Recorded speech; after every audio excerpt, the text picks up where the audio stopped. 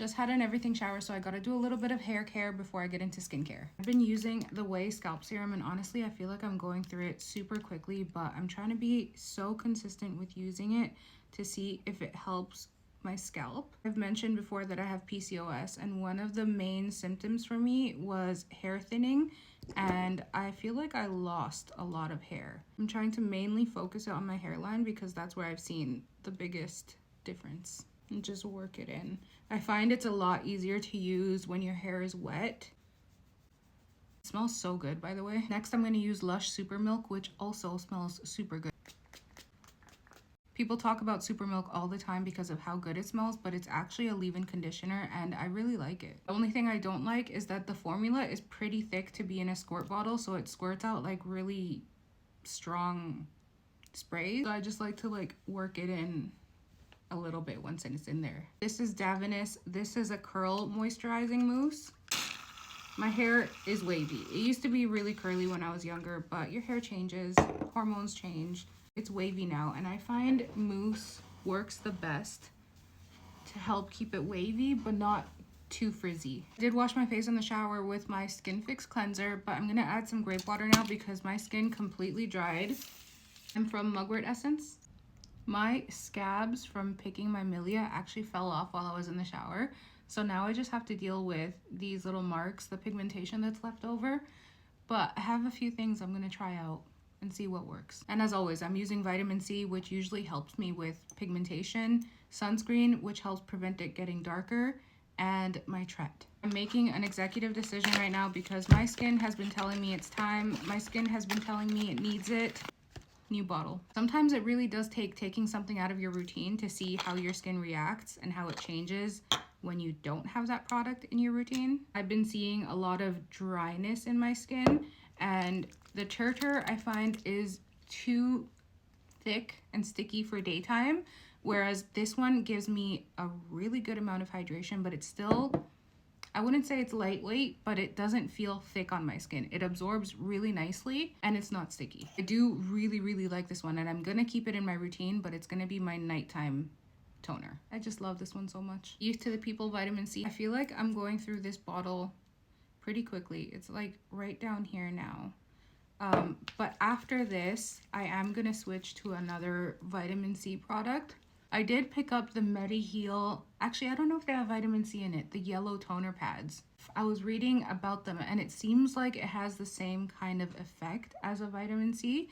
So I'm gonna look into that some more and see if that's what I'm gonna replace it with. But then I also have the Prequel vitamin C that I really want to try because it sounds really good, and as far as formulation, I have to think about it. Gonna use some of the Murad Cellular Hydration Repair Serum. I'm just gonna put 3 pumps. I feel like this really helps with hydration. Like, I see a noticeable difference, and it's not thick. It absorbs really nicely into my skin. Actually, I have been using it to sandwich with my Tret.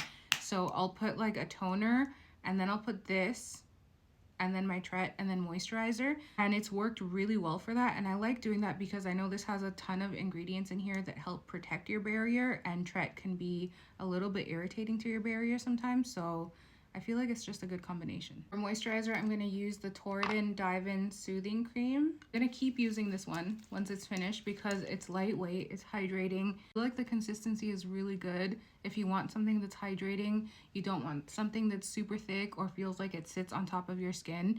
And I have to stick to like lighter products during the day because of milia. I don't want these to come back because I don't want to end up with like a bunch of little scars under my eyes because eventually I pick at them. Let that all dry down a little bit, and now I'm gonna go into sunscreen because yes, sunscreen is important. No, sunscreen does not give you cancer. I posted that TikTok yesterday and it was sarcasm, satire, whatever you want to call it. I do not think sunscreen gives you cancer. And I knew some people would not read the captions, and some people are like attacking me in the comments as if I don't constantly preach about the importance of sunscreen. I know most of them have likely never seen my videos, but do people really just not read captions like ever? I feel like every time I see a post that like I find interesting or I want to engage with or I think about commenting on it, I always read the caption. That post kind of just proved to me how dangerous it can be on the internet if you don't use critical thinking and if you don't pay attention to what you're watching and like try to find more information on things, because if you just come across that, you'll think that's what I'm saying, but you should absolutely be looking at captions.